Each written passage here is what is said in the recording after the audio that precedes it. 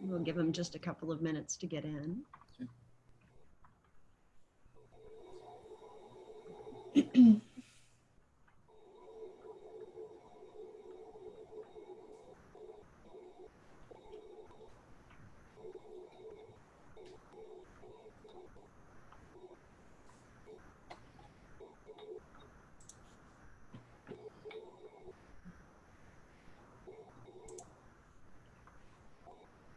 All right, they're starting to come in. We'll give them just another minute and then we'll get started.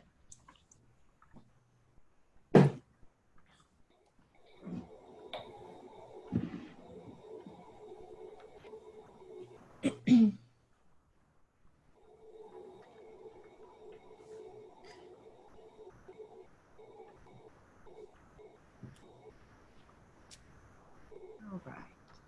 Good morning, everyone, and thank you for joining us on this drizzly Wednesday. I'd like to start off by introducing today's host. Marlo Dilts is the Government Affairs Director for Nassau and Suffolk Counties with LIBOR. She has been advocating for realtors since 2018 with us and has been working on the issues important to our membership and consumers, like the degradation of our waters, local fees imposed on homeowners by local municipalities, and laws and initiatives that combat potential discrimination in housing. Her tenure with LIBOR is just a glimpse into her decades-long career, building and fostering relationships with policymakers and elected officials at the local, state, and federal levels. Previously, Marlo served as Deputy Program Director for the Services for the Underserved, working for the Supportive Services for Veteran Families grant, the U.S. Department of Veteran Affairs initiatives to end veteran homelessness. Marlo spent many years in the district office of former Congressman Steve Israel, assisting constituents from his congressional field. Welcome this morning, Marlo. And it is also my great pleasure to introduce today's guest. Gwen O'Shea is the President and CEO of the Community Development Corporation of Long Island. She oversees the 51-year-old regional nonprofit with 3 nonprofit affiliates and numerous for-profit subsidiaries. CDC-LI's 3 pillars of focus are community development and housing for all, economic stability, and advocacy. Prior to joining CDC-LI in March of 2017, Gwen served as president and CEO of HWCLI for 10 years. She was the first female executive of the umbrella organization that advocates for the rights for the most vulnerable and at risk. Under her leadership, the organization spearheaded a long-term recovery effort following Superstorm Sandy, raising and distributing more than $10 million in philanthropic funds to those most at risk and impacted by the storm. From 2006 to 2012, Gwen was an adjunct professor at LIU for the graduate programs of social work and healthcare and public administration. Welcome with us this morning, Gwen. We are so pleased to have you. Thanks for having me. It's great to be here.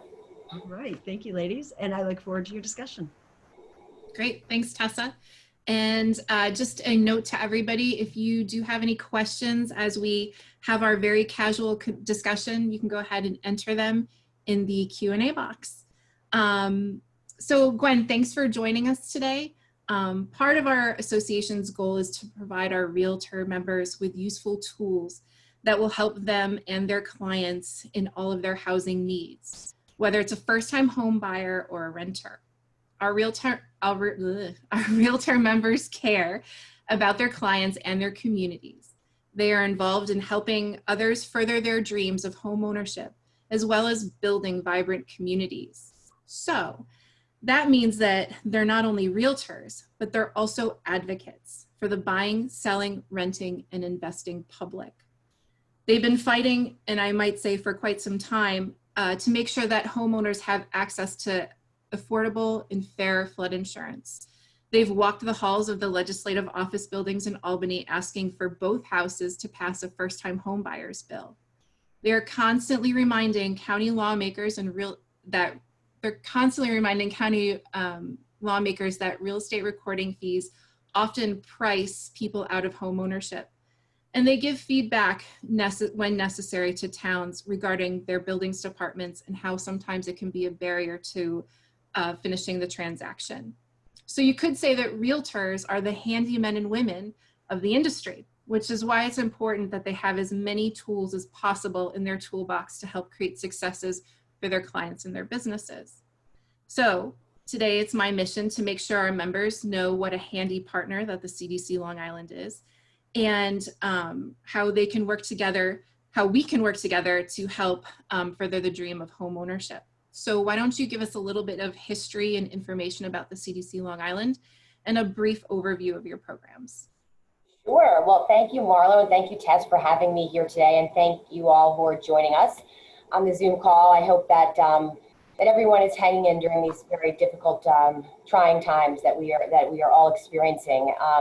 I'm really happy to be here today because, as you were sort of going over, the different roles that realtors play, it just further enforces and reminds me of really the interconnectivity between the work that you all do and the work that we do. As Tess mentioned, we, CDCLI, the other CDC, as we sort of joke, because we are Community Development Corporation of Long Island, not the Center on Disease Control.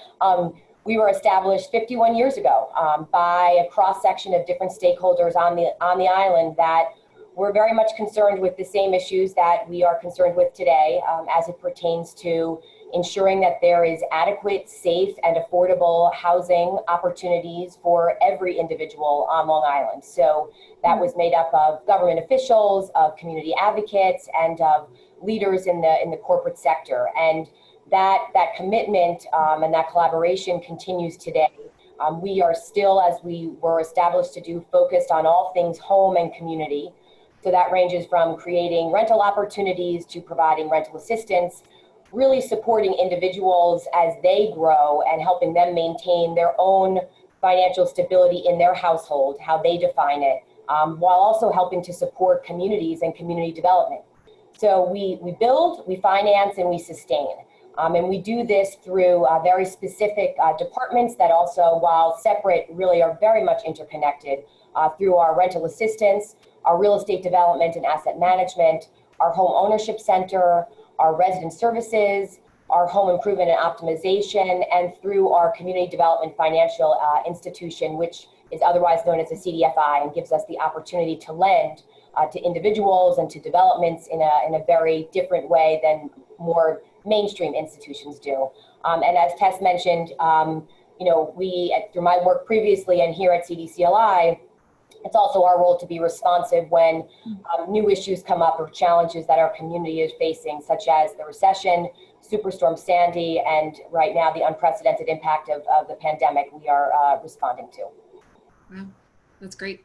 So then let's start off with rentals. Many of our agents, they deal with rentals in one way or another, whether they are working with tenants to find rentals, or they're working as an agent for a rental listing, or they're working with investors to find properties to invest in. Can you tell us a little bit about CDC Long Island's rental assistance program and what it provides to your program participants who may also be a client of one of our members? Sure. So, I think we all know and can agree that there is a housing crisis on Long Island from both an inventory and availability perspective and from a cost perspective. And so we are really proud to work with directly with New York State, along with also working directly with HUD to serve as a local administrator for the rental assistance program. And this program is really very much focused on recognizing the high cost of living in regions, a region like Long Island, how there is, for many working individuals, a lack of disposable income because of stagnation in wages makes it very difficult to ensure that people have enough income to support their housing payment and also all the other costs that they may have on a daily basis to support their family. So the rule of thumb is that no individual should be paying more than 30% of their actual income to their housing cost needs, whether that's rent or whether that's mortgage. We know on Long Island, more than half of Long Islanders actually pay more than half of their income towards housing costs, which is really quite astonishing. But the rental program that we run allows individuals, particularly those that are residing in households where there is less income coming into the household, it provides a subsidy so that individuals can find a community, a property that makes the most sense for them and their family. They can utilize that subsidy to secure a a house or a home or a rental unit that makes the most sense for them. And it's really a great way to ensure that a good portion of our population that is struggling financially isn't worrying about losing their housing or where they're going to be, living in the next month. This is a really great way to help support families from a housing perspective. And what does that subsidy look like? Is it a, if it's a rental, is it a security fee? Is it first month's rent? What does that look like according to your guidelines? Sure. So the way that the program is structured, it actually pays the majority of the rent for the renter, for the program participant on a monthly basis. And so, what we've seen, quite frankly, in COVID-19 is that for property owners or landlords that actually are renting to a housing choice voucher holder, they've actually seen continuation of rental payments. Because if an individual, let's say, and we know many low-income individuals are also essential workers, that were out in front. We also know that many lower-income individuals may be employed in the service industry that, saw a decrease in hours and production and wages. And so if an individual was seeing a lower income coming in, the program was able and is able to pay that differential so that the landlord continues to get that rental payment on an ongoing basis. And we know on Long Island where, many individuals depend on their rental income to pay their own mortgage or to pay for their own expenses on a daily basis, making sure that those resources were there from a landlord perspective and making sure that a family stayed housed was also, really important. So right now that program has been very effective. We do work with families to help them secure down payments, the security payment, so that, again, in terms of what the requirements are for the landlord, those resources are there. And for those security deposits, sometimes we can see them upwards towards 2 and 3 months security deposit. What are the limits to that assistance from the CDCLI? So I would say, over the past year now, we've seen significant changes in some of the different parameters and laws that New York State has in place as it pertains to, protecting renters and to really being a little bit more progressive in, what are the rights of renters and the rights of landlords. And so normally it's 1 month, that is paid. And so we can help support that. We'll talk a little bit later today, I think, about the mobility program, which is a program that's very much connected with our rental assistance payment program that not only provides the security deposit, but also helps support landlords who maybe haven't participated in the program before and maybe have challenges either getting their rental permit or have challenges, just making sure that they're addressing, some of the health and safety issues that may be within a unit. We can help cover the cost of those improvements. All right, great. And you make a very good point about COVID, but just before we jump into that, again, if you're just tuning in with us, if you have any questions as we are having our discussion, you can go ahead and enter it into the Q&A box and we will address them. You had said that you had assisted a lot of folks during COVID. I can imagine that probably your phones were ringing pretty loudly. So can you tell us a little bit about what that was like, what you were hearing from the community and how you were helping clients? And also, what have you guys learned about, these unprecedented times where we have a pandemic on top of a tropical storm, on top of a major power outage, and how you can help your clients and our realtors' clients moving forward? What kind of services can you provide moving forward? Sure. So, we reached out to the governor's office very early on to ensure that we could receive essential business status. So we stayed open as an organization while we were quote unquote open. We really moved the majority of our team off-site, and the team did a fantastic job transitioning to remote service. We did have some staff that did stay on-site to receive any type of information or documentation or inquiries from many of the individuals that we were serving. As you can imagine, and we all can imagine, when we're dealing with a crisis like this, home is really the only safety net that we have. It's the only sanctuary that we have, and when that in any way perceived or real becomes threatened, people get very anxious. And so we wanted to make sure we were having every line of communication open to individuals to inform them of how we could help support them maintain and stabilize home in this very unstable type of environment. So we were committed to, working with families, whether it was through Zooms, whether it was through, taking pictures of documentation.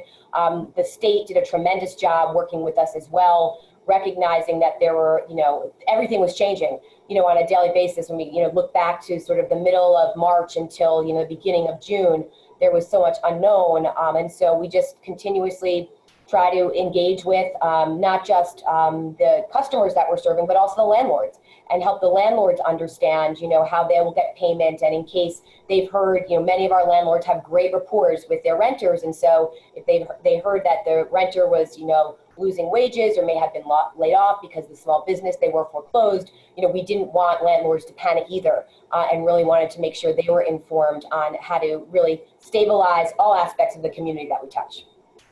That's great. And, we'll have you plug some contact information afterwards, but maybe some of our listeners want to know, LIBOR, our building is physically closed down, but we're still working remotely. I know that you guys are probably working somewhat, I see you're in your office now, but maybe with limited capacity. If our members have a client that might want to seek some rental assistance from CDCLI, how are you guys operating that assistance, and what information can they pass along? Yeah, that's a great question. We are in the midst of standing up a few rental assistance programs along with some mortgage arrears programs. We want to be able to reach people, and this was sort of, we were transitioning into this space prior to COVID, which really helped expedite it for us once the pandemic hit, which is we want to be where customers are when customers are there. And so that's about having an online presence, non-traditional hour presence, using other means of communication, whether it's a Zoom webinar or a counseling session, whether it's text messaging, sending photos of documents. So we anticipate continuing to be available to individuals whenever they need us, and being responsive in getting back to them. If we can't meet their need, then trying to direct them as best as possible to entities that can. Wonderful. And you had said that one of the things that you have been trying to, as an organization, do is put the landlord's mind at ease during these tough times with for some of your clients. And so that brings up a great, question. I used to work in programs a while back in my last lifetime, and a housing program at that. And one of the common things that we heard come from the public is, programs are bad. And so we obviously know that that's not necessarily true. And so I guess my next question to you, for our members to understand, is what kind of services do you provide to landlords? Do you do engagement and talk about programs and how they could be beneficial? And also, do you do these types of trainings maybe for even brokers? And thank you for the time of service that you put in, working with Congressman Israel. I know I could imagine the varying levels of calls and inquiries that you had to manage, and trying to, address and respect, the viewpoint of individuals, but also really trying to provide the facts, which is what we try to do, right? And unfortunately, in today's environment, perception oftentimes beats out the facts, but we stay committed, to providing that information. And so we are, committed to working with landlords who either are thinking about potentially participating in the rental assistance program, thinking about selling their property. We want to make sure that everyone has the right information, accurate information, and are informed in a way that allows them to make the decision that makes the most sense for them. And I will say that, we represent, right now we have about close to 7,000 families that are voucher holders that we work with. And we have, many landlords that participate in the program. Some families live in single family scattered sites. Other individuals may live in a multifamily development. But we very rarely have a landlord or a property owner that leaves the program for reasons other than they're either selling the property, or, maybe they're using it for a family member, someone that, needs housing themselves. So we really want to make sure that We do trainings, we do onboardings, we provide program overviews, administrative information to landlords. We're in, constant communication with them. The head of our program has a great rapport. We do webinars for landlords, for brokers, and welcome the opportunity to talk with individuals about the program, because the program is extremely regulated. There are requirements in terms of ensuring that the property is maintained, that it's safe, and that it's a healthy environment for individuals to be residing in. There are occupancy requirements and capacity within certain dwellings. So we try to help people understand that when there's a good rental property, more than likely, it's probably one that we're connected with, because there is such oversight, ongoing reviews and inspections, both for the resident, and for the property owner. And it's, traditional relationship that a landlord would have with any other renter. Marianne, I see we have a question in the Q&A box. Did you want to tell us that? Sure. We have a member asking if the programs are only offered to Long Island residents. LIBOR is Queens, Nassau, even west of Queens. So I guess that's our question, Gwen. That's a really good question. I apologize when I gave my overview about CDCLI. While we were initially established 51 years ago to serve Suffolk County, our reach and our scope has expanded since then. So we have a presence in Suffolk, in Nassau, in Brooklyn, and in Queens. And while there are other partners that may administer, similar programs that I'm referring to in different areas, we do have, somewhat of a presence ourselves there. And this program, as I'm talking about it, yes, is open in all counties throughout New York. That's great. Thank you. So now we've talked about rentals, and so I want to talk a little bit about home ownership. I like to use analogies. So our realtors are often the vessels that drive up that mountain to the apex of home ownership. But perhaps sometimes our realtors can stop off along the way to CDC Long Island for some resources and supports. So why don't you tell us a little bit about your home ownership programs and some of the tools that our members can refer clients to, or maybe even take advantage of themselves. And I know you have a couple of them. Absolutely. So our home ownership center, which we were lucky to be able to establish with the support of NeighborWorks America, is really focused on all things home. So we start working with individuals like our renters, individuals that are in the rental assistance program. We offer what's called family self-sufficiency, working with family members who may want to be, or participants that are looking at how to create greater financial success for them in their households. Last year, our 29 graduates collectively had $250,000 in escrow saved. Because this program is financed through HUD, there's actually a matching program of dollars from the individual and the government that individuals can then use for down payment assistance, or to pay off outstanding debt if they have. So we start talking about home ownership with individuals at any and all points in time. Sometimes individuals may come to us directly and say, I want to buy a home. And one of our coaches will talk to them a little bit about what their situation looks like. And someone may say, well, my credit score is, 500. And okay, so you have a credit score of 500. We can get you to home ownership. It's not going to happen tomorrow. The core of what we do through the home ownership center is making sure that we're providing individuals with the information and the financial resources that they need to ensure financial success for the long term.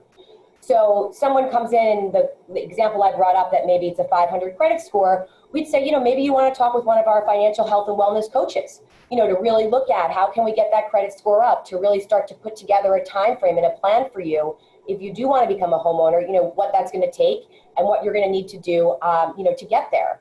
Sometimes individuals may come to us and they have, $50,000 that they want to put down, but they don't have any credit history. And they haven't, really didn't understand either, culturally, environmentally, the importance of, or didn't trust, which we know is another huge issue, understandably so, getting involved with financial institutions or even getting credit cards. They may have been told by their parents that, pay for everything in cash because you don't want to have debt. So working with individuals to understand, those aspects. We have a great home ownership orientation that starts to introduce the concept of home ownership. the relationships you need to build from an inspection perspective to a legal perspective, and what it requires to become, a homeowner. I think the most important piece that we offer folks through the counseling program is really an empowerment perspective, so that when individuals may be connected to a lender, which we are extremely objective in terms of understanding all the different financial institutions on the island that have different products that work for different, households depending on their situation, that when they go to make that decision of who, their lender is going to be, that they know where they're comfortable, what they want to be spending monthly, what they want to be saving for, what's important to them. And once they get to that point, we're also able to work with individuals on tapping into some additional financial support, whether it's the first-time homebuyer club, whether it's utilizing our down payment assistance loan, which now goes up to $75,000 for a homeowner. So we put all the pieces together from a financial and educational perspective, whether it's online, not really as much in person. I will say right now we're not strongly encouraging, although we would be available if somebody wanted to have a social distanced, conversation. But we really want to make sure that people are well informed and can make the decision that makes the most sense for them. Well, I think that empowerment piece is really important, because I think a lot of us, or a lot of people in general, they don't really necessarily believe that they can ever own a home because they've struggled their lives, or they have loans for their for college, or entered debt here. So it's important to. I think that the service that you provide is very important. That empowerment piece, because you said it yourself. Anybody can own a home. It's just understanding the reality of it could not be tomorrow, but it could be next month or next year or so on and so forth. So that's important. You bring up some really good points about financing, and I think that's probably the scariest part when thinking about buying a home. So, is my credit good? Do I have enough for a down payment? Will I be able to make payments, especially since I'm used to paying, this smaller amount of rent versus what a larger, mortgage payment could be. So what are some of the services that CDC Long Island has that helps quell that money stress piece when it comes to home ownership, even if someone is in the beginning stages of buying, or even just in the thought process of, hey, I want to buy a home? So, and the financing piece, I'm with you. It's like you can almost see people as you start to talk about all the different aspects from insurance to, people start to, get very fearful, rightfully so, because it is, it's for most people, it's the biggest financial investment you're going to make in your whole entire life. And we're committed to making sure that everyone has that opportunity, recognizing, historically, in particular here on Long Island, it hasn't been available, to everyone. And so, we actually, one of the programs that we offer is a housing choice voucher homeownership program. So individuals that actually have a voucher, and that's again, you're talking about households that are at the lower income level of the overall area median income, it's helping them become homeowners, which is it's a game changer, for families. So I would say, we like to start off with getting to know individuals. Where are you? What are you thinking about? Understanding a little bit of, their background in terms of what does home ownership look like if that's what they're interested in? Is it multifamily? Is it, multi-generational? Is it solely for themselves? And so we do everything from, again, offering a financial health and wellness, putting together a plan. It's almost like, if you go to the gym or if you go to, job training and, you put together where is it? What does the finish line look like for you? And how can we help you get there? And so it might be about, changing credit. It might be about creating greater savings. It might be about learning how to understand being a homeowner. So we have a great home maintenance training program that's very hands-on, that helps people understand, how to spackle, how to fix a toilet bowl, how to talk to a contractor, again, from an empowerment perspective. And then we also have, a lot of financial products that we offer to individuals. We're kicking off a new program with Sony May that we're really excited about.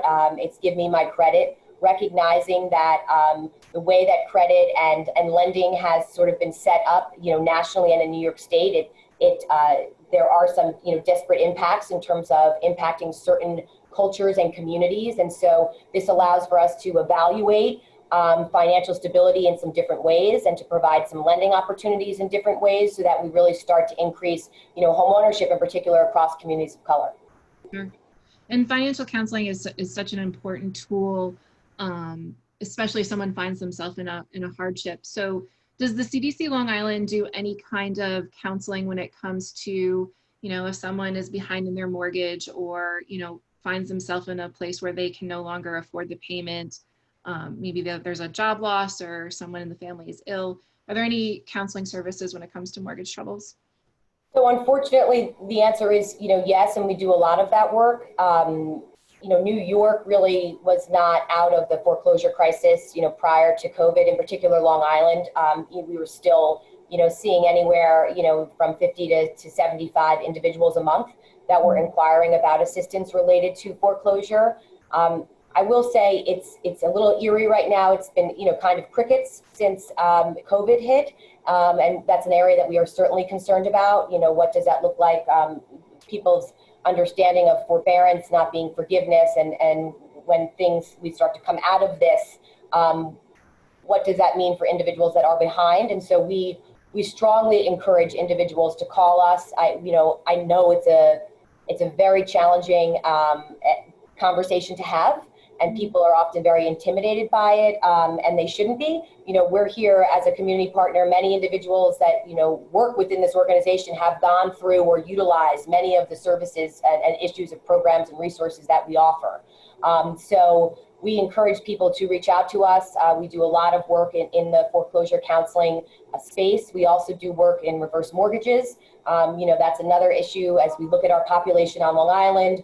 Lots of seniors, that are struggling financially with fixed incomes, and we have great certified counselors that can really talk with individuals, again, extremely objectively. There's no benefit to us one way or another, but rather it's providing people with the information to make the decision that makes the most sense for them and their financial situation.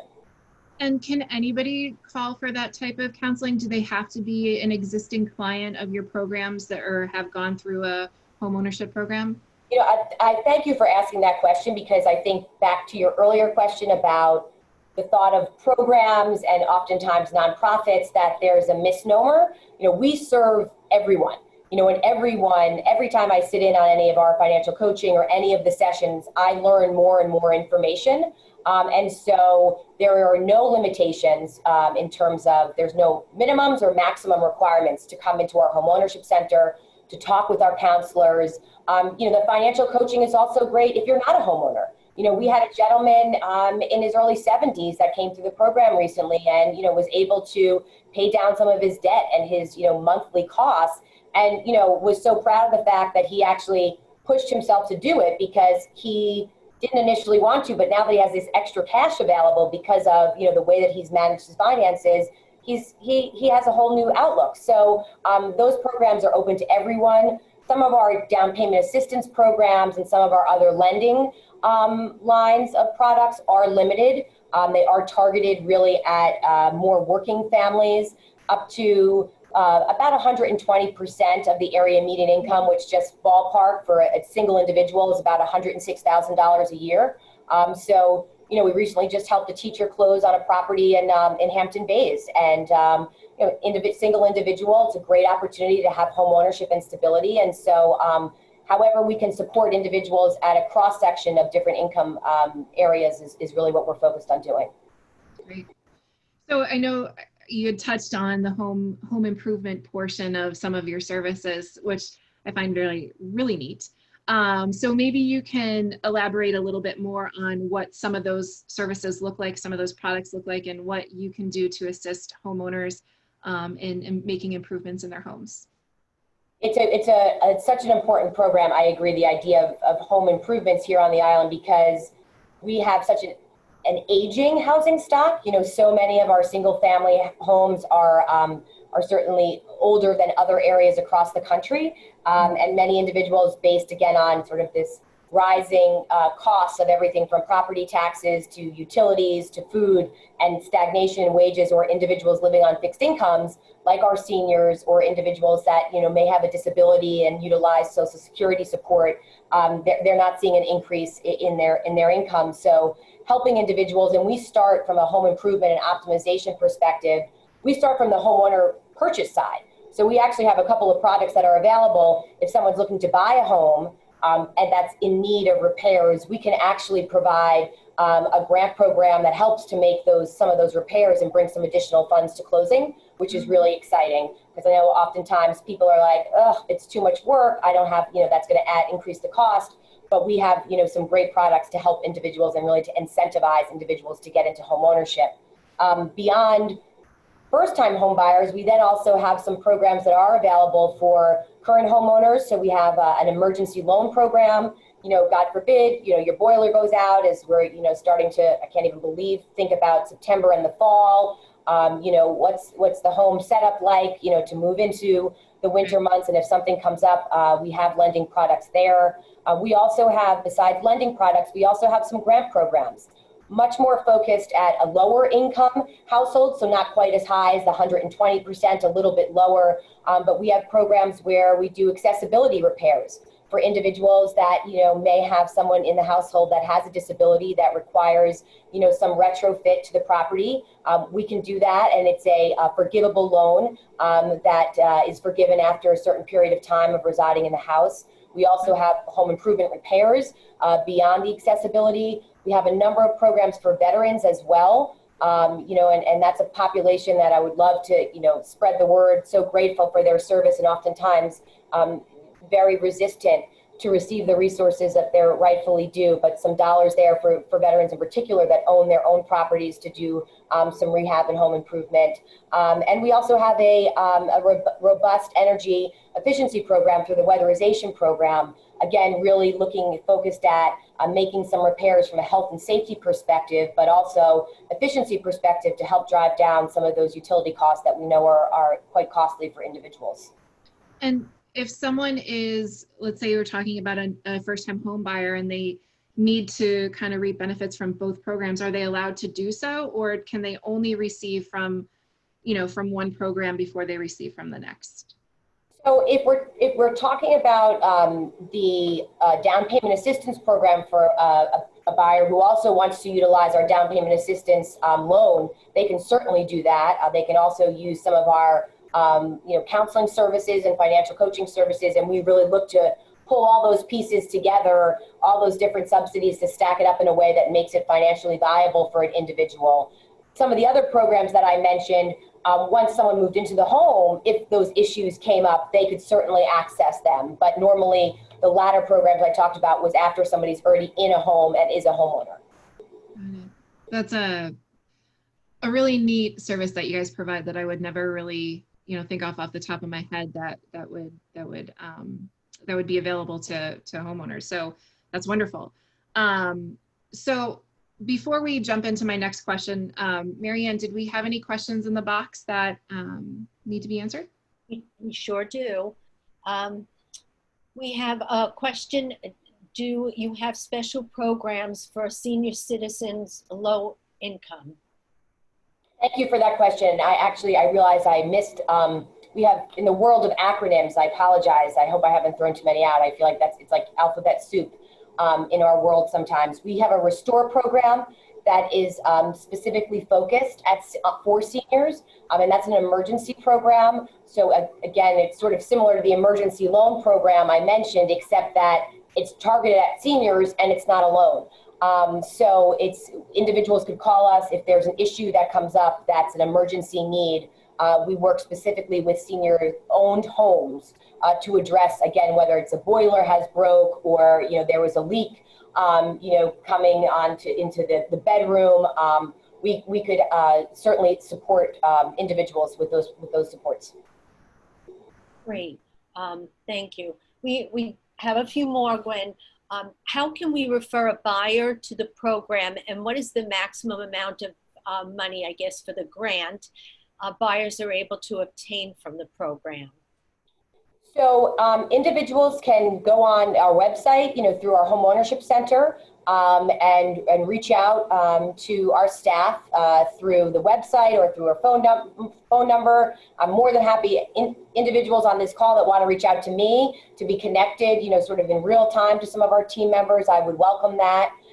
So to answer the question about grants, I just want to clarify that there are certainly a number of different first-time homebuyer grants that come from financial institutions, depending on who your lender is going to be when you're purchasing a home. We provide our down payment assistance grant loan, I should say, that individuals can tap into. Many individuals use it for their closing costs, go up to $75,000. And because we are a CDFI, again, a community development finance institution, we have very competitive rates. So, that would be somewhere in the neighborhood of 3 to 3.5% fixed. Wonderful. Okay, and the website, which I'll put up, is cdcli.org, right? Okay. We have a question. Can someone buy a condo utilizing any of the programs? That's a great question, and thank you for asking that and reminding me. When I say home in my head, I think of all the different ways that homes can be built and made, and so I apologize for not making that clear. Absolutely, we support single family properties, multifamily properties, condos, townhomes, co-ops, whatever makes the most sense for the individual looking to buy a property or a home. Okay, that's great. That clarifies that. Does CDCLI offer help for low-income rentals? We may have covered that, but somebody may have joined us a bit late. So that's a great question that I will repeat. Not only do we administer a rental assistance program that provides support to individuals to rent a property of their choosing, we also manage and own, close to 1,500 affordable units. So we have about 43 single-family scattered sites that we rent. We also have the rest of the units are multifamily developments that we own in partnership with for-profit developers, and that is not solely a voucher program. Those are subsidized units because most of them are financed with support from New York State. So individuals can go on our website to see those properties and can apply. We actually have a development in Southold that is going through the application process right now for renters up to 60% of the area median income. So we do support renters in a whole slew of different ways. And I'll put that website up for everyone.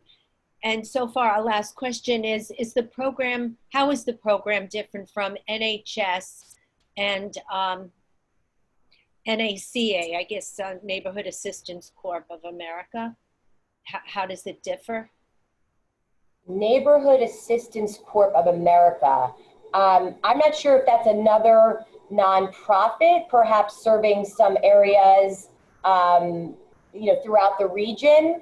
There are, full disclosure, the programs, with the exception of the Housing Choice Voucher, first-time homebuyer program that I mentioned. There are, we have many colleagues across the region and across the state that provide very similar programs and supports, because some of the programs, like the home improvement program that I was talking about, this is all funded through New York State. Weatherization is funded, the federal government makes a grant to New York State, and where they're partner in administrating that locally. So there are certainly other entities, across different areas in New York State that do have similar products.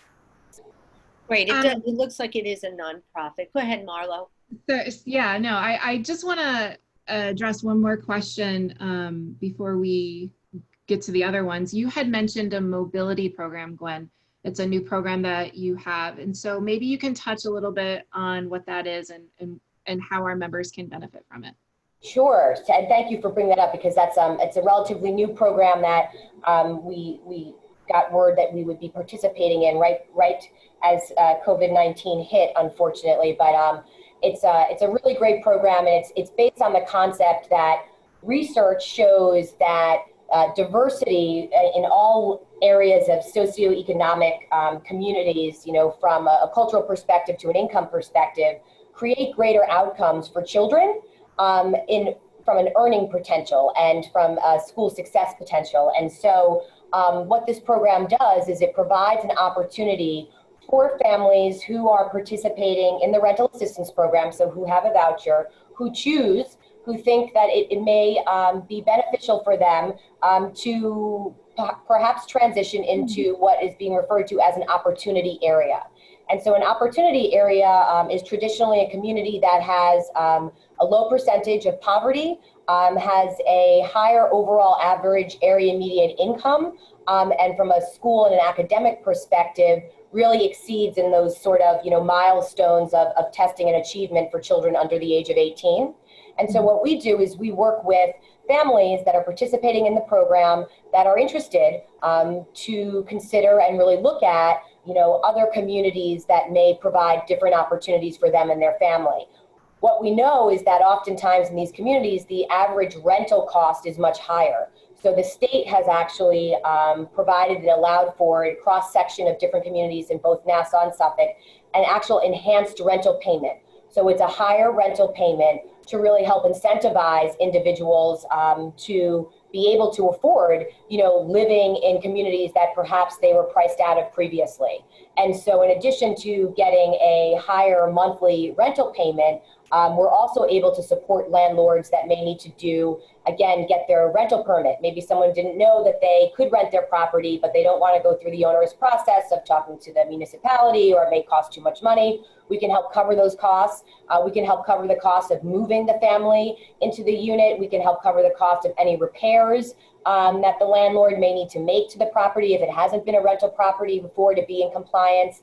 And so it's really a great opportunity. As we know on the island, many of our rental properties have been really only allowed in certain communities based on, inclusionary zoning or the lack of density or the lack of, and so this really allows families, in particular working families whose incomes may be lower, to have greater access to all the different communities on Long Island. That's great. So you've run us through the gamut of your services through renters assistance and home ownership and financial fitness. Are there any other qualifications that folks should have in order to benefit from your programs? And what are they so that our members can pass it along to their clients? It's a great question to remind everyone that's on the call, or who may check into this conversation at a different point, that our services are open to everyone. So we are committed to being a community partner and to serving communities overall. So you could be, we've seen individuals who, someone that maybe lost their partner or their spouse, and they were a homeowner, and they now want to learn how to spackle and paint, and so they come into our home maintenance program. They may be financially secure, but this is a way that they feel more empowered to manage in this new phase and way of living in light of what's transpired at their home. So we start like really, really broad, and then depending on the different types of programs, obviously some of our rental assistance programs are really targeted at individuals at 40, 50, 60% of the area median income. But we have our septic loan program that goes up to an annual household income of $300,000 a year. So depending on the program and the service, it varies, but I would say everyone can benefit in some way, shape, or form from what we offer here at CDCLI. Yeah. And it sounds like there's so much more that we could probably talk about for the next hour and a half or 2 hours even. But because we don't have that kind of time today, and I'm sure you have a few things to do yourself today, maybe you can give us some information where our members can go to, where they can find out, how to get a hold of you, your website, and where they can read more about those programs.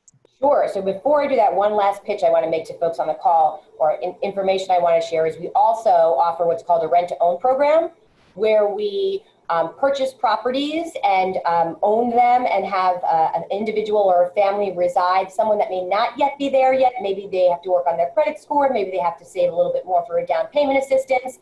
And so they are a renter at the property for 3 years and go through homeownership education and then become the homeowner, which is really quite exciting. So we welcome the opportunity to also work with brokers in looking at where there may be opportunities to purchase homes for the rent-to-own program. We also welcome the opportunity to work with brokers in purchasing existing multifamily properties in higher opportunity areas to use that as a rental opportunity for some of our renters.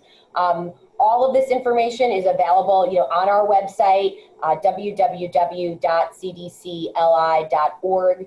I am more than happy to take calls or emails from individuals that may be participating. My contact information is Goshea, GOSHEA,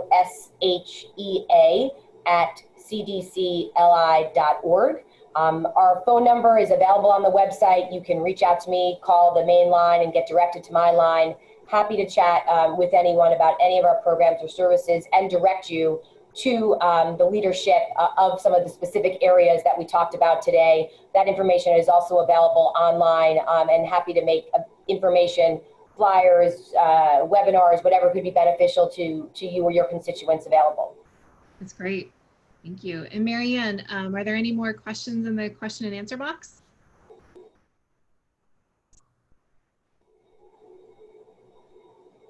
Oh, Marianne's on mute. Yes, sorry. Well, we're getting lots of comments that this was very informative. The only question we have unanswered is approximately how long does it take for someone to qualify for assistance, I guess, once they apply and fill out the necessary paperwork? So, we joke about that sometimes, at least when it comes to our closings. I had one of our lending manager the other day was like, we need the credit memo, we need to wire, we're closing on Friday. I'm like, we can't just close on Friday. We need some lead time. He's like, the attorneys, they drive this. I say that with utmost respect to, the attorneys that are managing the closings, but it's just funny sometimes it goes from, we think it's going to be in 3 weeks and now it's going to be tomorrow. So we try to do our best to be as flexible as possible. I will say the time frame depends on which program we're talking about, right? So unfortunately, if we're talking about the rental assistance program, based on what we discussed, the high cost of living in this region, the lack of housing stock and the affordability of it, we have a multi-year wait list, for the rental assistance program. We have some significant wait lists for weatherization and more of the programs that end up being a forgivable grant, a forgivable loan. But when it comes to homeownership counseling, foreclosure, financial health and wealth, talking to a loan officer, that can be done immediately. Great. That's about it. And I've been sending everyone your email, Gwen, and also the website. Awesome. Thank you so much. Thank you. And lots of great information. Thank you for sharing with us. I personally didn't know that you also serve Queens and Brooklyn, so that's wonderful. Like Tessa and Marianne said, those are within our jurisdictional boundaries, and I'm sure that our members there are going to be very appreciative to know that there's a resource here regarding these services for them as well. So thank you for your time today, and everybody who tuned in, thank you for your time as well.